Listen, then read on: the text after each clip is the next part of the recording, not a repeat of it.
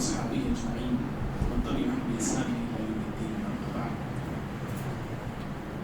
أعوذ بالله من الشيطان الرجيم. بسم الله الرحمن الرحيم. الله لا إله إلا هو الحي القيوم لا تأخذه سنة ولا نوم.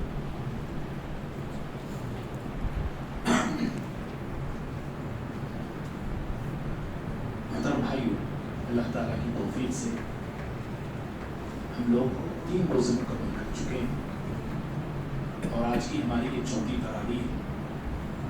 اللہ تعالیٰ بقیہ روزے بھی رکھنا ہم پر آسان کرے اور اللہ رب العالمین اس رمضان میں جو ایک عظیم رات رکھا ہے جس کو لیلۃ القدر کہتے ہیں، اللہ ہم تمام کو رات نصیب کرے. آمین. معزز بھائیو، ہم نے کل کے درس میں دوسرے پارے کے چند مختصر اختصار کے ساتھ مضامین پر گفتگو کر رہے تھے. اللہ رب العالمین نے جیسا کہ ہم نے کل بتایا جہاد اور حج کے تعلق سے،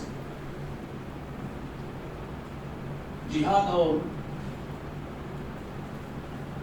حج میں اللہ نے بڑی فضیلتیں رکھی ہیں، بڑی برکتیں رکھی ہیں. مجاہد کی بھی بڑی فضیلت ہے اور حاجی کی بھی فضیلتیں آئی ہیں، اور دونوں عبادتیں بڑی عظیم عبادتیں ہیں. نبی صلی اللہ علیہ وسلم سے ایک صحابی نے ایک مرتبہ سوال کیا، ای العمل افضل؟ اللہ نبی صلی اللہ علیہ وسلم بتائیے کون سا عمل افضل ہے اللہ تعالیٰ کے پاس؟ آپ نے کہا ایمان باللہ و رسولہ، اللہ پہ ایمان لانا، اس کے رسول صلی اللہ علیہ وسلم پہ ایمان لانا، یہ افضل عمل ہے. انہوں نے پوچھا ثم ای، اس کے بعد کون سا؟ آپ نے کہا الجہاد فی سبیل اللہ، اللہ کے راستے میں جہاد کرنا یہ افضل ہے. انہوں نے پھر پوچھا اس کے بعد کون سا عمل ہے؟ آپ نے کہا الحج المبرور، حج مبرور کرنا. لیکن یہاں پہ اس حدیث میں بھی آپ دیکھیں نبی صلی اللہ علیہ وسلم اللہ پہ اور رسول پہ ایمان لانے کے بعد افضل ترین اعمال میں جہاں آپ نے جہاد کو کوٹ کیا یا جہاد کا ذکر کیا، وہیں پہ آپ صلی اللہ علیہ وسلم جو حج مبرور کا بھی آپ نے ذکر کیا. بہرحال جہاد اور حج یہ اسلام کی عظیم ترین عبادتیں ہیں. معزز بھائیو، ابھی ہم نے نماز میں ایک واقعہ سنا ہے تراویح میں. وہ قصہ ہے قصہ طالوت اور جالوت کا. قصے طالوت اور جالوت میں بہت سارے اسباق ہیں ہم سب کے لیے. یہ قصہ جانتے ہیں آپ لوگ؟ جانتے ہیں قصہ؟ جی معلوم ہے، مختصر شارٹ میں تو معلوم ہے. اس میں بادشاہ کون ہے؟ بنو اسرائیل کی طرف جو بادشاہ بن کے آئے وہ کون ہے؟ وہ کیا نام ہے ان کا؟ جی کیا نام؟ طالوت. اور نہیں فرعون تو نہیں، فرعون کا زمانہ ختم ہو گیا. کون ہے؟ جالوت نہیں، طالوت جو بنو اسرائیل کی طرف بادشاہ بن گیا وہ طالوت ہے. جالوت تو دشمن تھا، ٹھیک. جالوت کو قتل کرنے والے کون ہیں؟ داؤد علیہ السلام. آپ بھی اس جنگ میں شہید تھے، شامل تھے داؤد علیہ السلام. بنو اسرائیل پر جالوت نے ظلم ڈھایا، گھروں سے نکالا، ان کی اولادوں کو غلام بنا دیا. تو سارے بنو اسرائیل وقت کے نبی کے پاس گئے اور نبی سے درخواست کی کہ آپ ایسا کیجئے کہ ہم پر ایک امیر کوئی بادشاہ کو منتخب کیجئے تاکہ اس کی کمانڈنگ میں ہم اس بادشاہ سے لڑتے ہیں اور جو زمین اس نے ہم سے چھینا ہے، ہماری اولادوں کو جو اس نے غلام بنا کے رکھا ہے، کھوئی ہوئی عزت یا کھوئی ہوئی زمین ہم پھر سے حاصل کرنا چاہتے ہیں. بادشاہ وقت کے نبی جانتے تھے کہ قوم کیا ہے، کیسی ہے، تو کہا دیکھو اگر اللہ تعالیٰ تم پہ بادشاہ مقرر کر دے اور جہاد کو فرض کر دے تو مکرو گے نہیں؟ انہوں نے کہا کہ کیا بات کر رہے ہیں آپ، کیوں مکریں گے آپ؟ تو اللہ تعالیٰ نے بادشاہ کو بھیجا، طالوت کو بادشاہ بنا کے بھیجا۔ آخرکار فوج لے کے گئے، مختصر سی فوج تھی، جو سب بول رہے تھے ہم سب جہاد کریں گے بول کے سارے ڈٹ گئے، چھٹ گئے۔ مختصر فوج لے کے طالوت گئے اور جالوت سے مقابلہ کیا۔ داؤد علیہ السلام نے جالوت کو قتل کیا اور جو ہے کامیاب ہو کے، کامران ہو کے، فاتح بن کر لوٹ آئے۔ قصہ جو ہے تو آیت نمبر 240 پر 6 سے شروع ہوتا ہے قصہ، اور 250 پر 1 تک چلتا ہے۔ پورا قصہ تو بتانے کا وقت بھی نہیں ہے۔ اس قصے میں بہت ساری باتیں ہیں جو ہم سب کو سمجھنے کی ہے۔ 2-3 باتیں بتا کے ہم آگے بڑھ جاتے ہیں۔ پہلی بات یہ ہے جہاد کو چھوڑنے کا نقصان کیا ہے۔ اس قصے سے جو قوم جہاد کو ترک کر دیتی ہے، ہمارے حالات تو نہیں ہے لیکن پھر بھی میں آپ کو بتا، جو قوم اس فریضے کو چھوڑ دیتی ہے یا اس عمل کو چھوڑ دیتی ہے، ایسی قوم کا مقدر جو ہے ذلت میں بدل جاتا ہے، سلطنتیں چھن جاتی ہیں، حکومتیں ختم ہو جاتی ہیں، غلامی کی زندگی جینے لگتے ہیں جو جہاد کو ترک کر دیتے ہیں۔ اور اس کا حل کیا ہے جانتے ہیں؟ پھر سے حکومت لینا ہے، سلطنت پانا ہے، غلامی کی زندگی سے نکل آنا ہے، تو حل کیا ہے؟ حل نہیں ہے، جہاد ہی آپ کو کرنا ہے۔ لیکن حالات ہمارے یہاں کے نہیں ہیں، میں ہمارے حالات پر نہیں بول رہا ہوں کہ عام سی بات بول رہا ہوں میں۔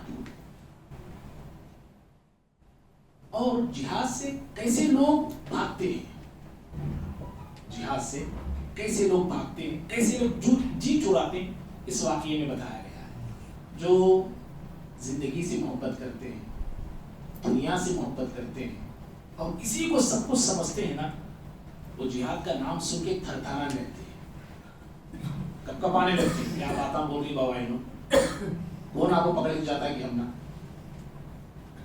نام، آج نام اتنا جو ہے بدنام کر دیا ہے اس خوبصورت نام کو، مسلمان بھی نام لینا نہیں چاہتا، سننا بھی نہیں چاہتا، نہ کو بولو یہ بات، آج نہ کو بولو۔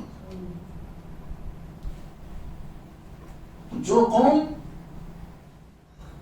دنیا کو سب کچھ سمجھتی ہے وہی اس عمل سے بھاگتی ہے۔ منافقین کیا تھے؟ نبی صلی اللہ علیہ وسلم کے زمانے میں جو منافقین تھے، غزوے میں ان کو بلایا جاتا نہیں آتے تھے وہ لوگ، کیوں؟ میں تو موت سے ڈرتا ہوں، زندگی سے محبت تھی ان کو، زندگی سے پیار تھا، ہرگز نہیں آتے تھے وہ۔ یہ دوسرا سبق ہے جو اس واقعے میں ہمیں دیا گیا ہے۔ اور تیسری اہم بات یہ ہے، کام میں اور آپ اللہ کی رضا کے لیے کرنا چاہیے۔ جی، ہم سب کام اللہ کی رضا کے لیے کرنا، نام کے لیے نہیں کرنا چاہیے۔ اس قصے میں دیکھو اللہ تعالیٰ بادشاہ جو طالوت ہے ان کا ذکر کیا ہے، جو دشمن ہے جالوت اس کا ذکر ہوا ہے۔ اس جالوت کو قتل کرنے والے داؤد علیہ السلام، ان کا اللہ نے نام لیا ہے، 3 نام لیے ہیں، طالوت کا بادشاہ کا، جالوت جو ظالم تھا اس کا، اور داؤد علیہ السلام کا، 3 کا نام لیا ہے۔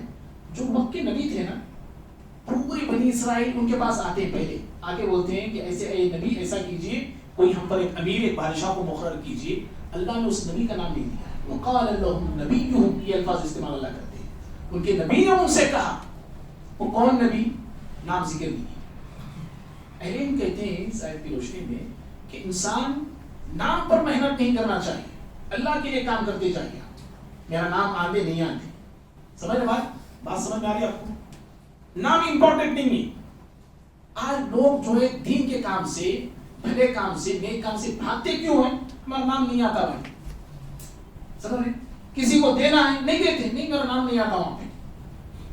تو نام کے لیے آج انسان کی بہت زیادہ کوششیں ہوتی ہیں، محنتیں ہوتی ہیں، جبکہ اللہ کی رضا کے لیے کام کرنا چاہیے۔ حدیثوں میں کتنے ایسے واقعات آپ کو ملتے ہیں، جا رجل، ایک آدمی آیا، کون آدمی ہے وہ صحابی ذکر نہیں کرتے، ایک آدمی آیا اتنا دے کے چلے گیا، ایک آدمی آیا اللہ کے راستے میں اتنا خرچ کر کے چلے گا، نام ان کا بعض مقامات پر ذکر نہیں ہوتا ہے۔ اس واقعے میں ایک سبق یہ بھی ہمیں دیا گیا ہے.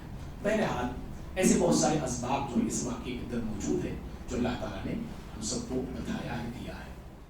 معزز بھائیو, اس کے بعد آیت الکرسی ہے, تیسرا پارہ شروع ہوا ہے. آیت الکرسی ہے,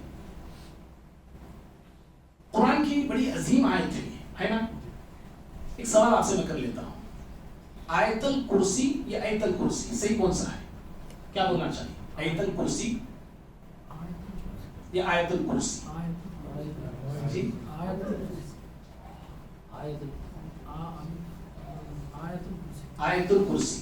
یا آیت الکرسی؟ ہم کیا بولتے ہیں؟ آیت الکرسی. غلط ہے, آیت الکرسی. ٹھیک ہے, آیت الکرسی. اللہ رب العالمین نے اس ایک آیت میں اپنے تعلق سے کافی باتیں بتایا ہے. چلیے دوسرا سوال میں آپ سے کرتا ہوں, اس آیت کو عظمت کیوں ملی؟ عظمت کیوں ملی؟ سمجھ گئے؟ اس قدر اس آیت کو نبی صلی اللہ علیہ وسلم نے سب سے عظیم آیت, عظمت والی, فضیلت والی آیت کیوں کہا؟ شیطان اس آیت کے پڑھنے سے قریب نہیں آتا ہے نا, فضیلت ہے نا. کیوں اس آیت کو عظمت ملی؟ جی اللہ کے بہترین نام ہے, اللہ تعالیٰ کے بہترین نام ہیں اس میں, اللہ کا صفات ہے, اللہ کی صفات ہیں اس میں. جزاک اللہ. اور کون کیا بولیں گے؟ اللہ کے عرش کے بارے میں بیان, اللہ کا عرش کا ذکر ہے. اللہ کا عرش کا ذکر تو نہیں ہے اس میں. یہ پڑھنے سے ڈرا ہوا انسان کو ہمت آتی ہے. جی اللہ تعالیٰ کی اس میں توحید کا ذکر ہے. کیا ہے؟ جی توحید کا ذکر ہے اس میں. اور توحید کے تعلق سے اللہ تعالیٰ نے 11 دلائل دیے ہیں. اللہ اکیلا ہے. کیوں اکیلا ہے؟ وہی معبود ہے, اسی کی عبادت ہونی چاہیے. کیوں؟ اللہ نے دلائل دیے ہیں پوری آیت الکرسی میں. میں پوری آیت الکرسی نہیں پڑھا, صرف میں نے شروع کے حصہ میں نے پڑھا تاکہ بات کو ہم آگے لے جا سکیں. دیکھیے ایک بات یاد رکھیے, کوئی بھی آیت یا کوئی حدیث جو ہے ہم اشارتاً بعض اوقات کہہ دیتے ہیں, اس کا مطلب یہ نہیں ہوتا کہ آیت کو میں توڑ کے پیش کر رہا ہوں یا آیت کو حدیث کو میں توڑ کے پیش کر رہا ہوں, یہ مطلب نہیں ہوتا ہے. وقت کے اگر آپ کلاس دے رہے ہیں, کلاس آپ لے رہے ہیں, آپ کو جو ورڈ ٹو ورڈ ہر لفظ کا آپ کو ترجمہ کرنا پڑے گا, سمجھانا پڑے گا. آپ کو ہر آیت کو آپ کو سمجھانا پڑے گا, ہر بات آپ کو سمجھانی پڑے گی. لیکن بیانات میں درسوں میں ایسا نہیں ہوتا ہے. اس کو بولتے استدلال بولتے ہیں. اس کو کسی بھی ایک آیت سے ایک بات لے لی جاتی ہے. ہاں آپ اور میں اگر بدعات پھیلانے کے لیے کر رہے ہیں, کوئی بات لے کے غلط تشریح ہم کر رہے ہیں, اسلام کو بگاڑنے کا ہم بات کر رہے ہیں, یہ غلط ہے. سمجھ رہے ہیں؟ تو اللہ تعالیٰ نے آیت الکرسی میں 11 دلائل دی ہے. اس کے فوراً بعد دیکھو اللہ کی عظمت اس آیت میں ذکر کی گئی, قدرت ذکر کی گئی, قوت ذکر کی گئی. اللہ اپنی قوت, اپنی قدرت, اپنی عظمت کو بتانے کے بعد فوراً کہا اللہ اکراہ فی الدین, دین میں کوئی زبردستی نہیں ہے. قدرت ذکر ہو رہا ہے پہلی آیت میں, اللہ کی عظمت کا ذکر ہے, طاقت کا ذکر ہے. جب جس انسان کے پاس طاقت ہوتی ہے, قوت ہوتی ہے, وہ کبھی نہ کبھی کسی نہ کسی پہ زبردستی کرتا ہے. انسان ہے. جب اس کے پاس طاقت قوت ہے, سب کچھ ہے, وہ کبھی نہ کبھی کسی نہ کسی پہ زبردستی کرتا ہے. اللہ تعالیٰ آیت الکرسی کے فوراً بعد کہتا ہے کہ میرے دین میں کوئی زبردستی نہیں ہے. سمجھ رہے ہیں آپ بات کو؟ کوئی زبردستی نہیں ہے. یہ آیت آج کے ہمارے ماحول میں, ہندوستانی ماحول میں سمجھنا بہت ضروری ہے. ہمارے مسلمان یہ سمجھتے ہیں کہ دین میں زبردستی نہیں. نماز پڑھے تو بھی چلا, چھوڑے تو بھی چلا, روزے رکھے تو بھی چلا, روزے چھوڑے تو بھی چلا, حج فرض ہو گیا کہ گئے تو بھی چلا, نہیں گئے تو بھی چلا. زبردستی نہیں ہے اسلام میں, یہی مطلب ہے. جی داخل نہیں کرنے کے لیے زبردستی نہیں کرنا. جی کسی کو غیر مسلم کو اسلام میں داخل کرنے کے لیے زبردستی نہیں کرنا. اسلام میں کسی غیر مسلم کو داخل کرنے کے لیے زبردستی نہیں ہے. یہ آیت کب نازل ہوئی؟ حضرت عبداللہ بن عباس رضی اللہ تعالیٰ عنہما کہتے ہیں، ابو داؤد کی حدیث ہے کہ نبی صلی اللہ علیہ وسلم مدینہ جانے سے پہلے مدینے میں انصار جو تھے ان کے بچے انتقال ہو جاتے تھے، تو ان کی عورتوں نے نظر مانی، وَإِنْ عَاشَ، اگر ہمارے بچے جی جاتے ہیں تو ہم اپنے بچوں کو یہودی بنا دیں گے. جو بچے جیتے تھے ان کو یہودیوں کے پاس چھوڑ دیتے تھے، یہودیوں کے پاس ان کے بچے رہتے تھے. جب اسلام وہاں پہنچا، نبی صلی اللہ علیہ وسلم مدینہ گئے اور یہودیوں کے اور نبی صلی اللہ علیہ وسلم کے درمیان اگریمنٹ ہوا. پھر ایک ایسا وقت آیا کہ بنو نذیر ایک قبیلہ تھا یہودیوں کا، انہوں نے پیارے نبی صلی اللہ علیہ وسلم کو قتل کرنے کی کوشش کی، آپ کو نقصان پہنچانا چاہا، غداری کی، بے وفائی کی. آپ صلی اللہ علیہ وسلم نے ان کو جلا وطن کر دیا، مدینے سے نکال دیا. جب مدینے سے لوگ جا رہے تھے، وہ جو انصار جن کے بچے یہودیوں کے بعد چھوڑ دیے گئے تھے، وہ بچے بھی جانے لگے ان کے ساتھ، وہ بھی جا رہے تھے. اب انصار کے لوگ کہنے لگے ہمارے بچے جا رہے ہیں، ہم اپنے بچوں کو جانے نہیں دیں گے. اس وقت نازل ہوئی لا اکراہ فی الدین، تم اپنے بچوں کو بچپن میں دے دیے، وہ یہودی ہو گئے ہیں، وہ اب زبردستی ان کو مت کرو اسلام میں لانے کے لیے، اسلام میں آنے کے لیے کوئی زبردستی نہیں ہے. ہاں دل سے آنا چاہتے ہیں، اسلام قبول کرنا چاہتے ہیں تو ٹھیک ہے، کوئی بات نہیں. ایک انسان ہوش مندی کے ساتھ، سوچ کے ساتھ، سمجھ کے ساتھ اسلام قبول کر لیتا ہے. اسلام میں آنے کے بعد اب اسلام کے احکامات اور تعلیمات پہ اسے عمل کرنا ضروری ہے. مسلمان بھائی ہو گیا، آپ بن گئے، اب میں یہ نہیں کہہ سکتا کہ پڑھا تو پڑھا، چھوڑا تو چھوڑا، بھائی کوئی زبردستی نہیں ہے. نہیں، یہ بات تو ان کے لیے ہے. اور ایک بات یاد رکھیے، اسلام میں ان کو آنے کے لیے غیر مسلموں کو زبردستی تو کرنا نہیں ہے، لیکن اسلام کی دعوت دینا ہے. اسلام کی دعوت دینا ہے، اسلام ان کو سمجھانا ہے. ایک ایسا غیر مسلم ہے، آپ کے ساتھ سمجھیے، وہ اسلام قبول کرنا چاہتا ہے لیکن اس کا دل نہیں مانتا، اس کا دل نہیں مانتا. کیا کرنا چاہیے اس کو؟ اسلام کی خوبیاں بتانا. ایک آپ کے ساتھ ایک ایسا ساتھی ہے، اسلام قبول تو کرنا چاہ رہا ہے وہ، لیکن اس کا دل ساتھ نہیں دے رہا ہے. کیا کرے؟ سوال سمجھ میں آیا نا آپ کو؟ جی کیا کرنا چاہیے وہ انسان؟ آپ اس کو کیا ایڈوائس دیں گے؟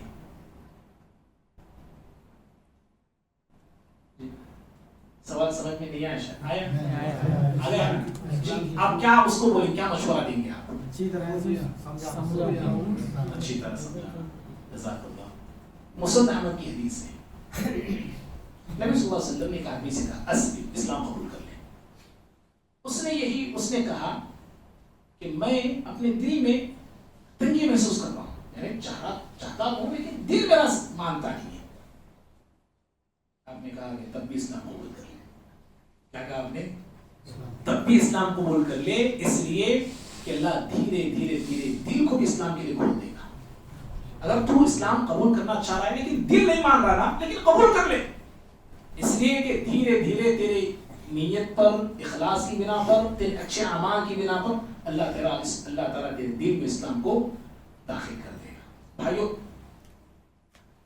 اس کے بعد ہم نے آج ابھی چوتھی رکعت میں کہا سنی ہے، ہر انسان فطری طور پہ بڑا حریص واقع ہوا ہے. ہر انسان، میں آپ، ہر شخص چاہتا ہے کہ کم فائدے میں زیادہ کمائے.